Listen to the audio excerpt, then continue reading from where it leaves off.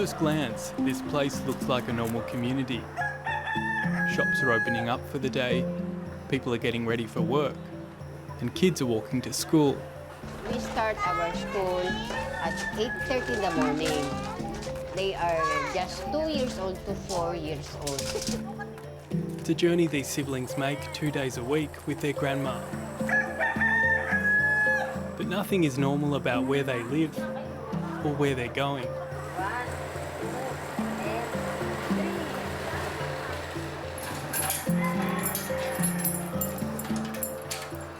These kids attend school in a neighbourhood tomb. We were able to borrow this place, a mausoleum, with the dead. Ganyan mo ng ganyan, ng cross, yung hindi pareho. Dito, nakakanta naman kayo, ha? Okay. In school, we teach them how to read, how to write. Parang tao din. They're learning next to a tomb? Yes. They don't mind that. The tombs, they were born here inside the cemetery. They are raised here. This school is exclusively for them, so that after a year, when they are about to go to school, they are ready. Nabusog pa ako. Yay! Oh, elefante, Elefante naman, Jacob.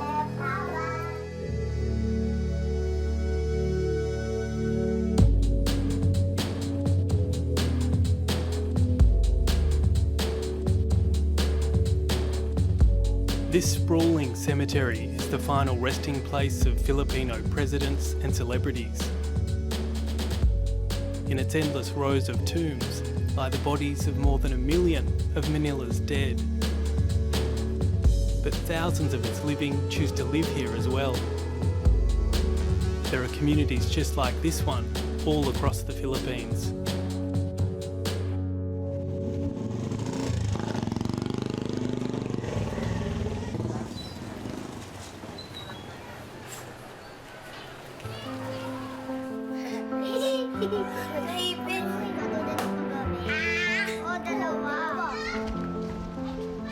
The first thing you notice at Pasay City Cemetery is the kids. Ito pa yung isa dito, ito. Ay, hindi, baliktad. Hindi yan. Baliktad. O, magpapalbad. Ay, hindi, kasi ilusot. Yung una mo muna yan. Lusot mo muna bago ano.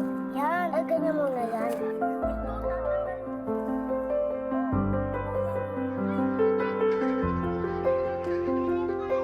It's a playground,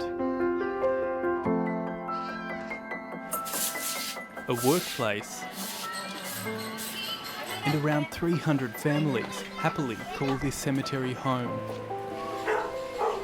Residents carry out their daily chores, while streams of grieving families pass by to bury their loved ones.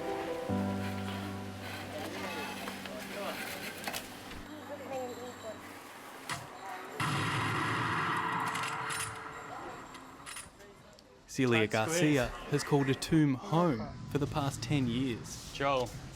Hello. Thanks for having me.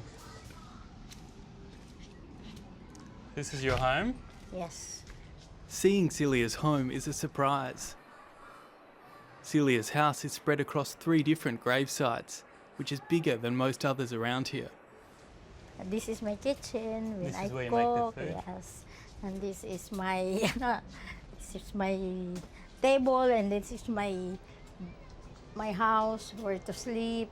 This is where you sleep with your grandson, Yes. on top of the tomb. Yes, Is there a mattress on top of the tomb? I have my foam. You have like a foam that you Oh. put on top. Yeah. Do you ever get worried about sleeping on top of the tomb? It was love that brought Celia to the cemetery. Her husband-to-be already lived and worked here, so she moved in. When I met him, I was working there outside here in the cemetery as yung nagsiserve sa karinderya, sa restaurant. Doon ko siya na-meet. My husband was a caretaker of the office. That's why I'm here living. he brought me here.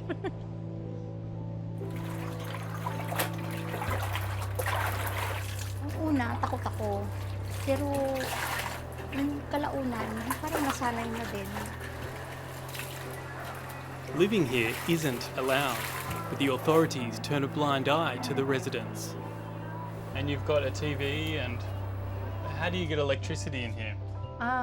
It's jumper. Celia steals power, but it's the only way to get electricity. It's not uncommon for the residents to tap into the cemetery's wires to supply power to their homes. Celia buried her husband more than 2 decades ago at a nearby cemetery.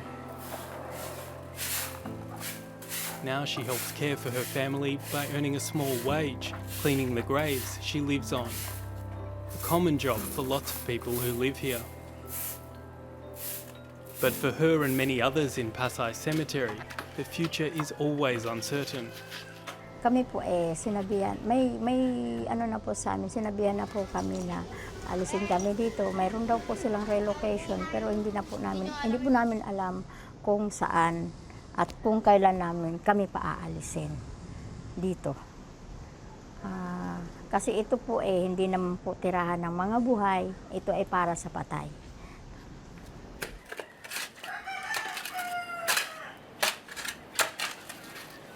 But for now, daily life and death continues hand in hand. A short distance from Celia's home, 2 residents have just started work for the day.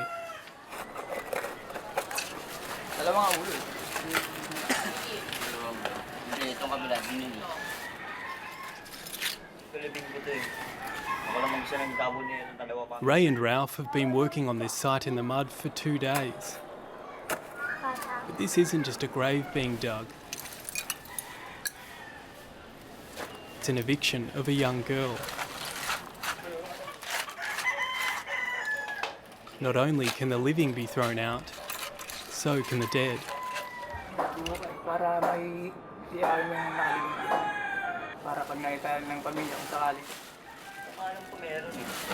Graves at this cemetery have a 5-year lease. Many families can't afford to pay beyond that, so the bones are removed, making way for a new body.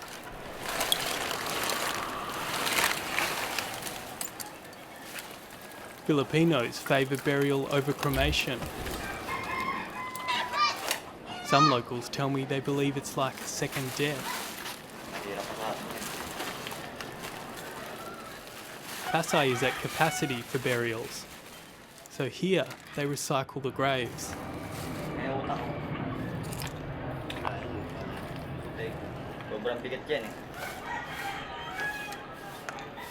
The bones will be placed in a bag ready for the family to collect.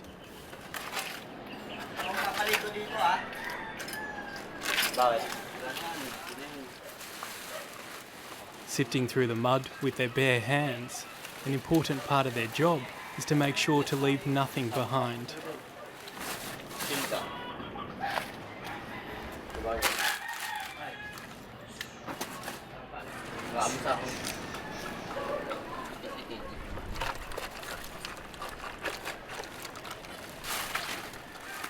This hard work earns Ray and Ralph around 500 pesos per grave. That's around 12 Australian dollars. How do you feel when you see the bone?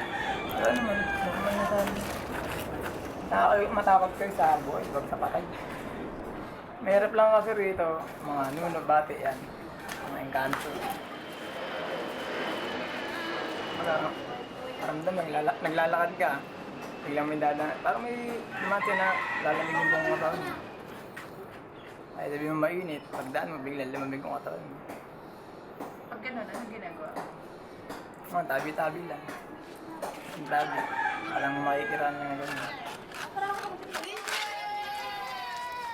As they dig the grave, the cemetery children aren't distracted from their game. Spider-Man. They show a surprising maturity about death. Quinn. You ever get scared watching things like that? Bakit? Kasi po tao rin sila.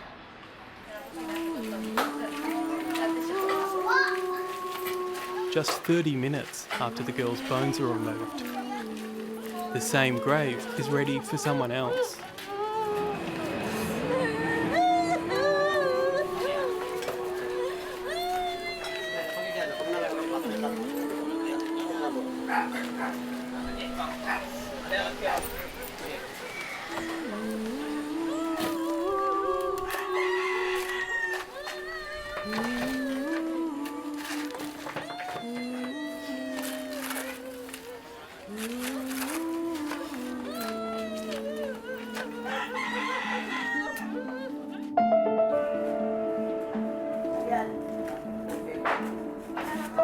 So why do people choose to live in cemeteries? For many families, it's a choice between life in the slums or life in the cemetery.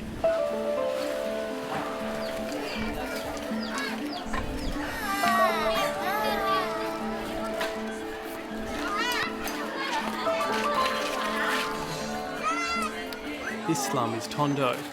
It's one of the most densely populated places in the world.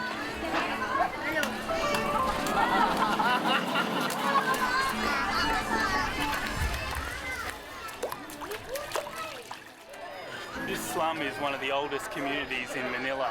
People here mostly make a living collecting garbage. Seeing the conditions here, you can understand why some people choose to live amongst the dead.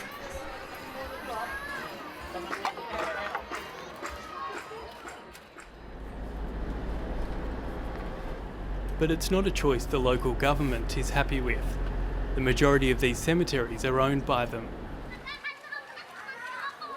I take a trip back to Pasay Cemetery to ask the local authorities how they feel about the cemetery dwellers.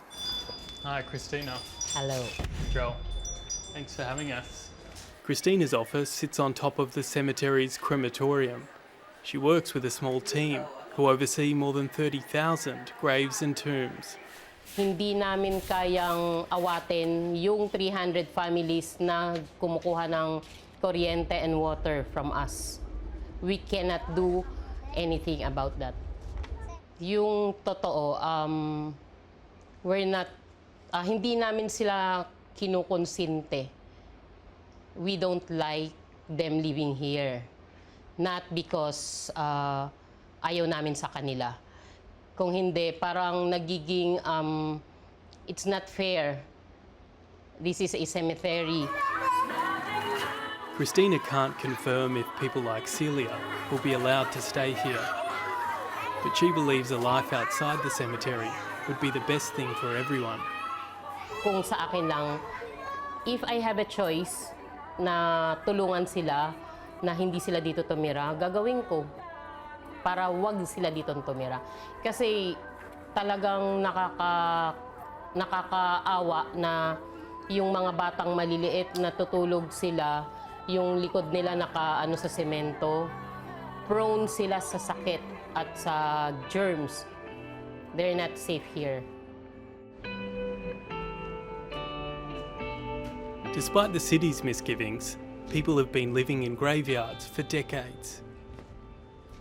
Ricardo Medina has lived here for 50 years. He shares his home with his third wife, Resurrection. He's raised all of his children in this ramshackle house, wedged between two apartment-style tombs. And you live here with your children?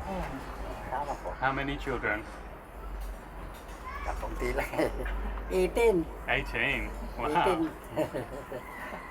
And all 18 live here with you? Kanya-kanya na, may asawa na, may pamilya. Ricardo leads me to a grave he'd purchased for himself.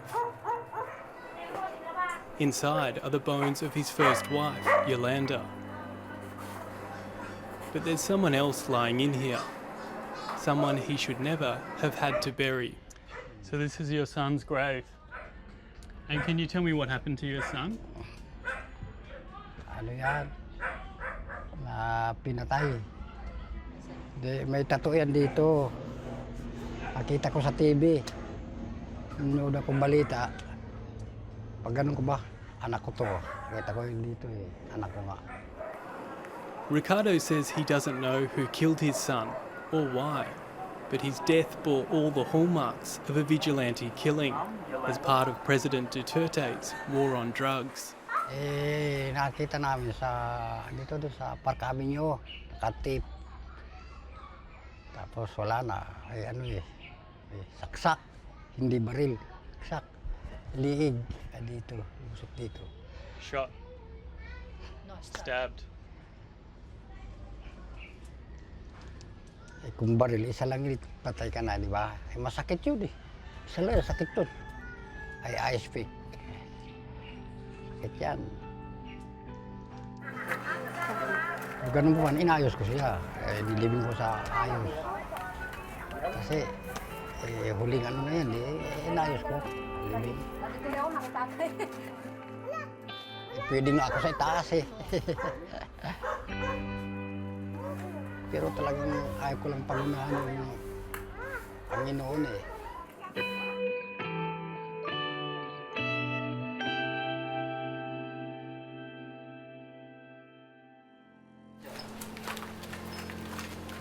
Saan po gulo yun? Oo. Sige. Kaso dyan, baba nyo.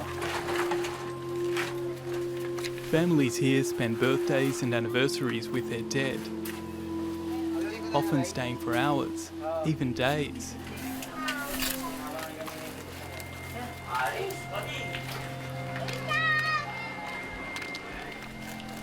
But being rich or poor will determine where your bones are laid to rest.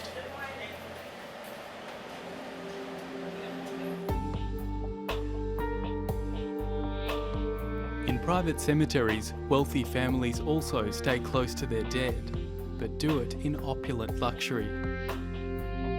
And here there are no squatters. I'm here to meet a sacral architect who designs mausoleums. Sa Pilipino, ang mga Pilipino kasi usually, di-treat nila yung yumao nila sa pamamagitan ng pag-aalay ng maayos na resting place nila. At pag nakikita lang nasa ayos yung mga nila, yung yumao nila, parang nakakagaan sa kalooban nila na tanggapin yung kung ano yung nangyari. Michael Adriano designs mausoleums that offer not only a resting place, but often a kitchen, toilet, bedroom, and entertaining area for visiting family. Here's my latest design, my recent project. And this is what the final product will look like. Yeah, Okay. Very good. Can we have a look inside? Okay, let's go.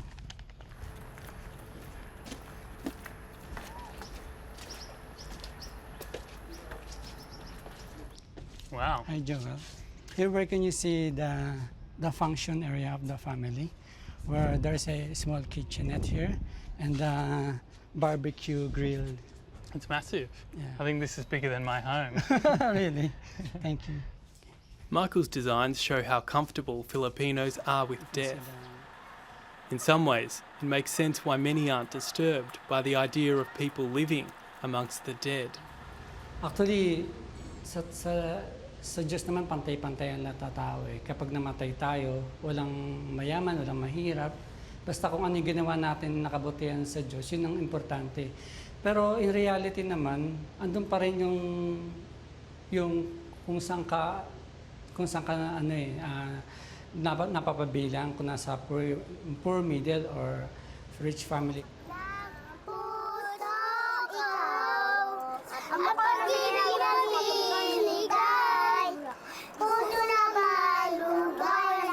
I expected life in a cemetery to be macabre and sad, but despite the uncertainties here, people have made a warm, welcoming community. They make the most of where life begins and where it ends.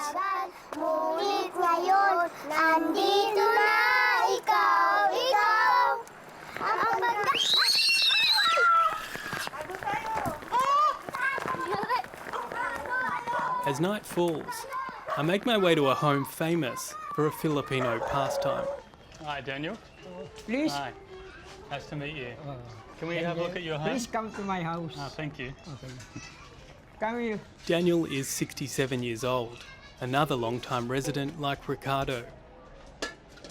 He's lived here since he was 12. This is your wife? Yes, my wife.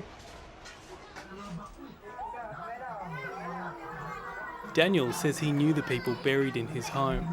He buried them himself. Yun talaga yun, yung naka-nenan yun. Yun yung nagpaalaga sa akin, itong kanila talaga to. Ito ang nagpaalaga sa akin. Ang sinasabi niya sa akin, Daniel, kahit ano man mangyari, huwag mong aalisan tong lugar ko.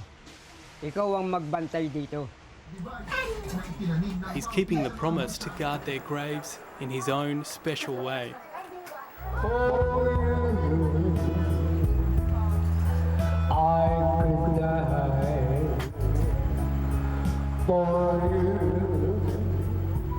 Just like many others who live here, Daniel tells me he will one day be buried in this cemetery.